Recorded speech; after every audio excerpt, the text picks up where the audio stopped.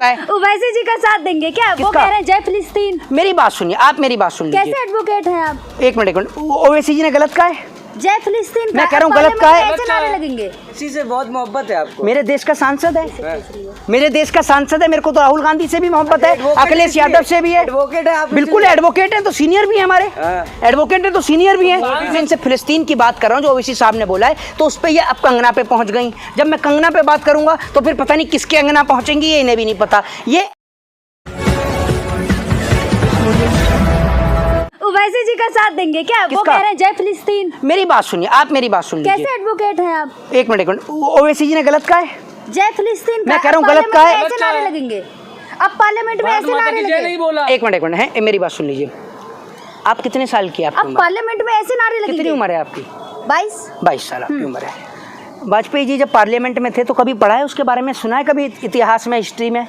है क्या हूँ क्या सुना है? आप बता दें।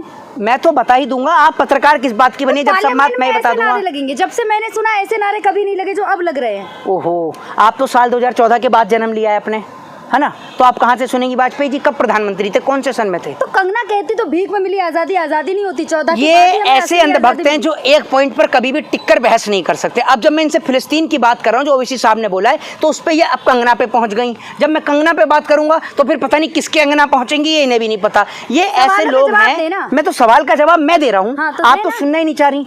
अटल बिहारी वाजपेयी जी ने फिलिस्तीन को लेकर पूरा स्टेटमेंट पार्लियामेंट के अंदर दिया था। आपको पता है बात है? हाँ या ना बताओ? नहीं पता ना। तो इसीलिए आपसे कहता हूँ कि घर पे पढ़ लिया करिए थोड़ा सा।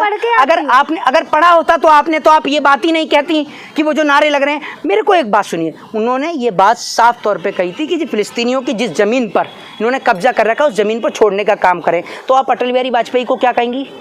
क्या कहेंगे अटल बिहारी वाजपेयी के लिए? नहीं, आप बताएं ना। ये जितने भाजपा के अंधभक्त और जो आईटी सेल पे लिख रहे हैं, इनको बताना चाहता हूं कि आप अटल बिहारी वाजपेयी जी का स्टेटमेंट सुनो जब उन्होंने पार्लियामेंट में फिलिस्तीन को लेकर बोला। दूसरी बात ये कि भारत के जितने भी प्रधानमंत्री हुए, जितने भी, आपने जब से जन्म लिया तब से लेकर अब तक भी, मोदी जी को छोड़कर सभी प्रधानमंत्रियों ने साथ, आपको पता है किसका दिया है? बताएं। किसका दिया है? फिलिस्तीन का दिया है ना। तो उसके बाद आप बोल रही हैं नहीं, आप मुझे बताइए ना। इसीलिए आपको कहता हूँ फ्री फिलिस्तीन बोल सकते थे ना जी, फ्री फिलिस्तीन बोल सकते थे। जय क्या मतलब होता है? क्या नहीं, एक बात आप मुझे बताइए, फ्री का मतलब क्या होता है? नहीं, फ्री, एक मिनट, आजाद फिलिस्तीन। और जय का मतलब क्या हो गया? तो जय जयकार लगा रहे हो क्या? किसकी?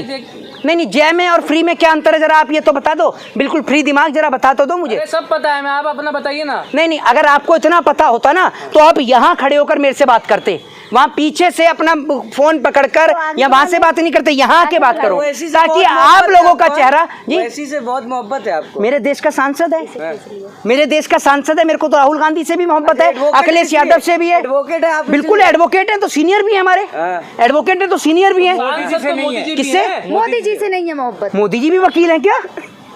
आप मुझे लगता है मोदी जी ने तो राजा बाबू देखे इस हिसाब से। प्रधानमंत्री हैं, सांसद है तो सांसद हैं, प्रधानमंत्री हैं जी, और आपके देश के हैं। तो ये जो बाकी के सारे नेता हैं विदेश से चुन के आए हैं। तो सबसे मोहब्बत करिए ना फिर। किससे? जो मोहब्बत नहीं, मेरी बात तो सुन लो। जो मोहब्बत करने वाले लोग होंगे उनसे मोहब्बत होगी, जो मेरे देश को बेचेगा उससे मोहब्बत नहीं होगी।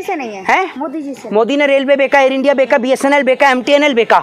मोदी की सरकार में पेपर लीक है, मोदी की सरकार में बहनों को निर्वस्त्र किया गया। लेकिन आप जैसी पत्रकार इतनी निर्लज्ज हैं। सुन लीजिए, करेंगे लोन मोदी जी। कितने? मोदी जी जीतते ही सबसे पहले ऐलान किया कि किसानों का 2 लाख रुपए माफ करेंगे लोन। अभी इनको यही नहीं पता आप कौन सी दुनिया में अभी नहीं। अब ये कह रही है कि जीतते ही, अभी तक मोदी जीते ही नहीं है, अभी चुनाव होना है मतलब दोबारा। कहा जीतने के बाद पहला ऐलान मोदी जी ने यही किया कि 2 लाख जो लोन है वो किसानों का माफ करेंगे। कर दिया, हो जाएगा। आप कह दिया मोदी जी। हाँ, हो जाएगा। अभी मैसेज आया मेरे खाते में 15 लाख भी आ गए। लो वाह, जैसे हो गया वैसे ही 15 लाख भी आ गए। बुलेट ट्रेन भी चल गई बुलेट ट्रेन। कहाँ है बुलेट ट्रेन? बुलेट ट्रेन से ही आई हैं?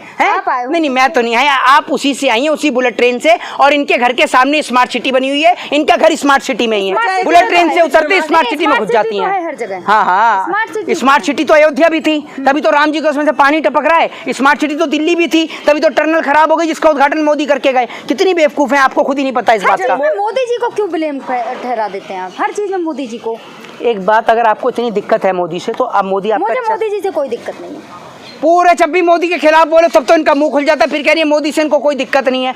मोदी जी अगर आपके रिश्तेदार हैं तो पत्रकारिता छोड़ दो आपके और मोदी से रिश्तेदारी निभाओ, ठीक है। मेरे रिश्तेदार नहीं है, आपके हो सकते मेरे तो नहीं है, मैं तो मोदी जी के खिलाफ ही बोल रहा हूँ। अच्छा मोहित शर्मा, ये वकीलों हो क्या गया, जो एडवोकेट है चाहे वो ऐसी हो गए वैसी कर, जो करना है कर ले। आप महिला पत्रकार से ऐसे बात कर रहे हैं, मतलब वकील लोग कुछ अलग ही रुआब में चल रहे हैं। ऐसे नहीं तो कैसे करें? आप बताइए जरा कैसे करें? धमकी दीजिएगा आप संसद में या महिला पत्रकार को आप ऐसे बात कर रहे हैं? भाई पूरे इंटरव्यू में ये जो पत्रकार है इसका मानसिक दिवालिया जो है थोड़ा सा हिल गया है। आप मुझे बताएं कि मैंने अगर महिला को कोई धमकी दी हो, जैसे कह रहा है धमकी, मैंने कौन सी धमकी दे दी ना? ये कौन कहता है गोबर खाती हैं आप? जी नहीं, ये कह रही है ना, हाँ मैंने बोला है, मैं बताता रहा हूँ। इन्होंने कहा कि भारतीय जनता पार्टी के अंधभक्त, जो क्या कहते हैं अंधभक्त नहीं, जो आईटी सेल वाले जो है वो लिखे हैं। तो मैंने कहा बीजेपी वाले, आईटी सेल वाले और बीजेपी के तमाम नेता तो गोबर भी खाते हैं बिना फिल्टर करे, तो आप खाती हैं?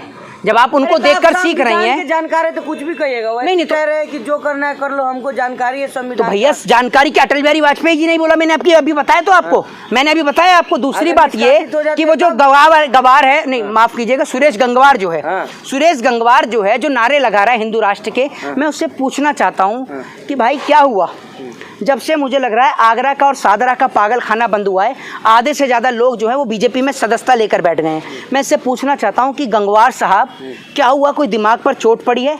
जैसे वो गदर फिल्म नहीं है, उसमें जो एक बीच में निकल कर आ जाता है तो उसको कहते हैं कि इंडिया पाकिस्तान की लड़ाई में इसके सर पर डंडे पड़ गए थे, तो कुछ ऐसा आपके साथ घटना हुई है? मुझे ये समझ में नहीं आ रहा कि ये जो लोग हिंदू राष्ट्र की मांग कर रहे हैं किससे कर रहे हैं, किससे कर रहे हैं? एक मिनट मेरे को पूरा करने दीजिए। किससे कर रहे हैं? मोदी जी 10 साल से सत्ता में हैं और अभी भी मोदी जी की ही सत्ता है, तो आप मांग किससे कर रहे हो? बना दो, क्यों नहीं बना पे? क्योंकि ये सिर्फ हिंदुओं के नाम पर वोट हासिल करना चाहते हैं, हिंदुओं से सिर्फ वोट लेकर हिंदुओं का इस्तेमाल करते हैं और कुछ नहीं करते। अब देखिए ना क्या लग रहा है, जिस तरीके से स्मृति ईरानी पहले महिला बाल विकास मंत्री थी, लेकिन अब जिन्हें बनाया गया उन्हें बेटी बचाओ बेटी पढ़ाओ लिखना नहीं आया। हाँ, तो ऐसे ही लोगों को बीजेपी में जगह मिलती है और आप दिक्कत मत लीजिए। जैसे उन्हें लिखना नहीं आता था, मोदी जी को बोलना नहीं आता, अगला नंबर आपका भी है। आप भी पढ़ी नहीं, कैसी बात कर रही हैं आप? में नहीं, अगर पढ़ी लिखी होती तो अभी जब मैंने पूछा पार्लियामेंट के बारे में तो तुरंत बता नहीं पाए ना, क्योंकि इनको 14 के बाद का पता है। आप दिक्कत मत लीजिए, ये 14 से संबंधित जितने भी लोग हैं, मुझे लग रहा है ये पत्रकार मोदी जी का इसलिए इतना साइड लेती है क्योंकि जैसे कंगना रनावत को टिकट मिल गई, ये सोच रही है इनको भी कहीं से टिकट मिल जाएगी, कोई मंत्री बना दिया जाएगा। क्योंकि तो मेरी बात सुन लीजिए, ये जो आप इस भ्रम में जी रही है ना, जो आप इतनी मेहनत कर रही हैं, आपके मोदी जी तो टाटा बाय बाय होने वाले हैं इस बार के बाद में। ऐसी बात कर रहे हैं, 47 तक की तैयारी कर रहे थे मोदी जी, पहले कह रहे थे 47 तक बीजेपी ही रहेगी। ये और इनके रिश्तेदार यानी नरेंद्र मोदी जी दोनों साथ में अमर संजीवनी पी के आए हैं, तो 47 तक मोदी भी जिंदा रहेंगे ना, बीजेपी तो रहेगी ना, बीजेपी रहेगी 47 तक। पार्टी बीजेपी पार्टी तो रहेगी, पार्टी तो फिर वही बात, पार्टी तो 47 से चल रही है देश में, कांग्रेस और अभी तक है और आगे भी बनी रहेंगी। हैं 2047 के बाद बीजेपी खत्म। तैयारी कर रहे हैं इतनी लंबी तैयारी है, तो कहाँ जाके तैयारी कर रहे हैं इतनी लंबी, मुझे तो बता दो। अब अच्छे काम कर रहे हैं तभी तो आप चाहे कितनी भी आलोचना कर ले, तीसरी बार तो प्रधानमंत्री बन गए ना। कौन सा अच्छे काम हुआ, जरा 5 अच्छे काम गिनाना। तो जनता कौन सा अच्छा काम नहीं कर दिया, जनता प्यार करती नहीं, मतलब महिला को निर्वस्त्र घुमा दिया, अच्छा काम है? महिला को भावुक भी तो हो जाते हैं ना, भावुक भी तो हो जाते हैं। नहीं, पहले महिला को निर्वस्त्र घुमा दो और उसके बाद रोकर दिखा दो। आपसे भावुक होने के लिए कोई नहीं करा, आप प्रधानमंत्री हो देश के, समझे? आप वो नहीं हो कि देश के आम नागरिक की सिर्फ रो ही सकते हो, आप कुछ करते क्यों नहीं हो? आप करते क्यों नहीं हो कुछ? भूखा नहीं सोने देते मोदी जी, पहले भूखा। हाँ, मोदी जी तो नहीं, मोदी जी तो सेंटा क्लॉस है ना, रात में अपनी बग्गी में बैठ कर आते हैं और सबका पेट भर के जाते हैं। ये जब तक मोदी रोटी नहीं खिलाता अपने हाथ से, पेट भी नहीं भरती होंगी अपना, है ना? 5 किलो अनाज तो दे रहे हैं ना सब। उससे पहले तो आप भूखी थी, मैं तो नहीं लेता। आपसे बड़ा भूखा नंगा कोई नहीं है, पत्रकारों से बड़ा आप ही लेते हो 5 किलो अनाज। जय हिंद, जय भारत, वंदे मातरम।